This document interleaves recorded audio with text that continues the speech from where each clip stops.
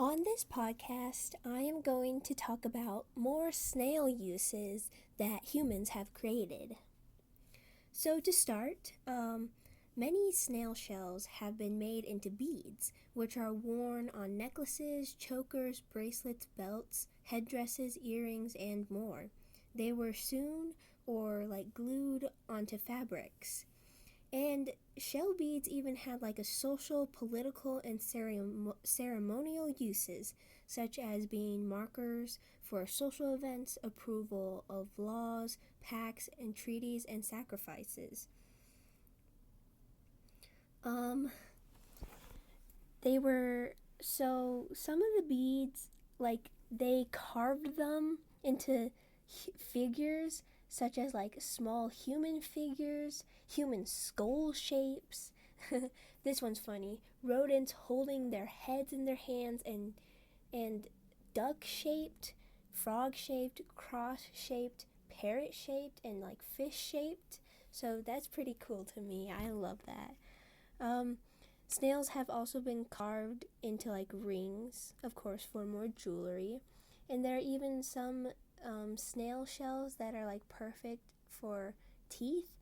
Um, so people put used the teeth in their sculptures for whatever their figure was, or even using it as real teeth for themselves to help them with their teeth.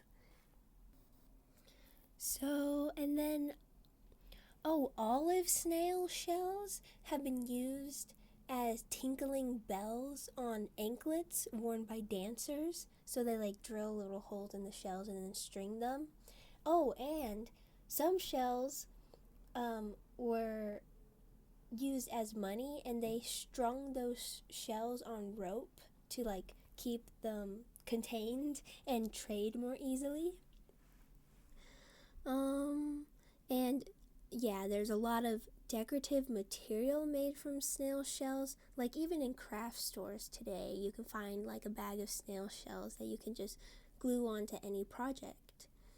And there's a lot of buttons made from snail shells too. Some specific snail shells were used as earplugs and nose plugs.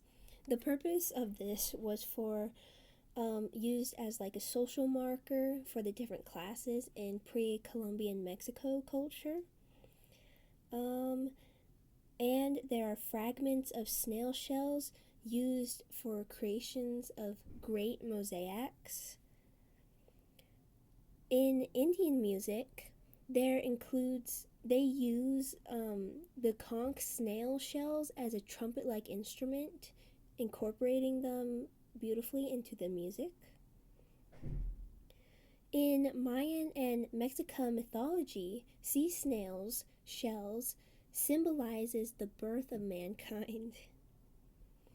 Many pre-Columbian architecture has snail shells embedded on their walls to form a building that magic, religious meanings were put upon. So many type of snail shells also form a part of Indian kaleidoscopes, where they were represented with multiple colors. And that would be so cool to see in person. I never have, but it sounds amazing. And a lot of snails are pets. So, for example, apple snails, a lot of people like to buy them and then, put them in their aquarium to help with the algae and to have little fish friends. Here's an interesting fact. Deep sea limpets, which are a type of snail, have cap-shaped shells, so a little hat, which is so cute.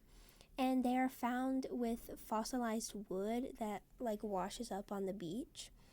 But scientists have researched them, and they have found out that they live at the bottom of the ocean on waterlogged wood, fish, and whale bones, and the egg cases of sharks.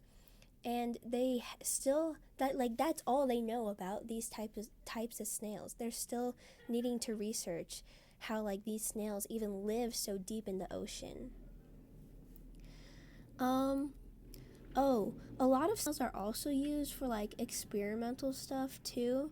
For example, the plicate nerite snail um, are used are like organisms that are used in experimental tropical zonation studies. So snails are pretty helpful to humans. Oh, but here's a funny thing that kind of humans unsuccessfully did is the rosy wolf snail had been used by people to try to control invasive species by trying to have the snail eat certain types of pests that were there, but most cases have not worked at all. And the rosy wolf snail actually started eating native snails, which did not help the environment at all and made it a lot worse. So, that is all the information that I wanted to talk about here, but there's so much more information that I would love to share. So, thank you so much for listening.